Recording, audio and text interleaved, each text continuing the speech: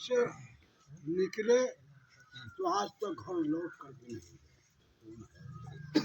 देश में पूरा देश घूमते रहे कि आखिर इस देश में गरीबी क्यों है, क्यों नहीं इसका इलाज होता, क्यों नहीं इसको आरक्षण दिया जाता है। तो इन्होंने सोचा, इन्होंने शोध किया तो इसमें आया कि भाई हम कोर्ट में जाते हैं आरक्षण मांगने, तो जज कहता है कि आपके पास क्या आंकड़ा है, क्या संख्या है, हम किस आधार पर। तो जाति जनगणना क्या है, लोग कहते हैं कि जात को गणना है, नहीं। जैसे ही बच्चा है इसका गणना होगा, इसकी गिनती होगा, इसके पिता का क्या नाम है, यह बच्चा कहाँ पढ़ता है, यह बच्चा किस स्कूल में पढ़ता है, सरकारी में पढ़ता है कि प्राइवेट में पढ़ता है, इसके घर कौन चीज़ का है, घर बना तो कैसा घर है, उसका पास ज़मीन कितना है, इसके पास क्या साधन है, बकरी है, भैंस पोसता है कि नहीं पोसता है, क्या है इसके पास साधन, जीता कैसे है, इसके पिताजी और माताजी का कैसे जीते हैं, इसके परिवार में कोई नौकरी है कि नहीं है।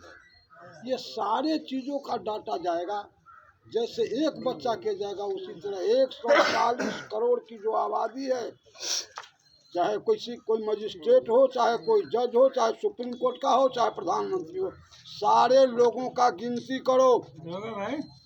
और ताकि मलाई कौन लोग खा रहा है, हमारी कमाई को कौन लूट रहा है, कौन सरकारी स्कूल के बच्चे को है क्या सरकारी स्कूल में भी पढ़ रहा है, और कुछ ऐसा लोग है कि प्राइवेट में भी पढ़ा रहा है,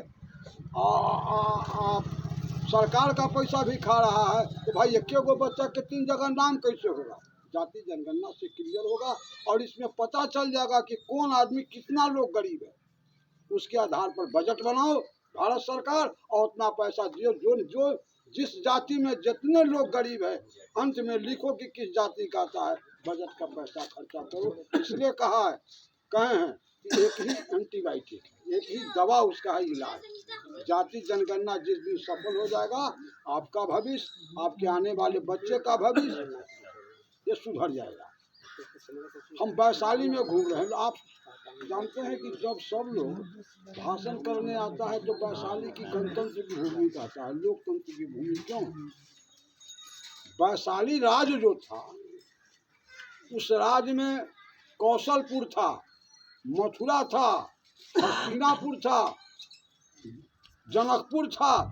इस तरह से यहाँ सारे राजा मिल करके एक संघ बनाए थे जिसका नाम था भज्जी संघ, हम उसको पढ़े हैं।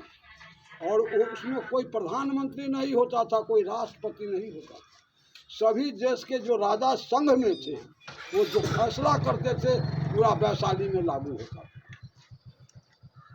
कुछ कारणों से मगध साम्राज्य बिंदुसार आया, आक्रमण किया, इसमें कहाँ तक जाए। इसलिए दुनिया में पहली बार लोकतंत्र की यहाँ स्थापना हुई।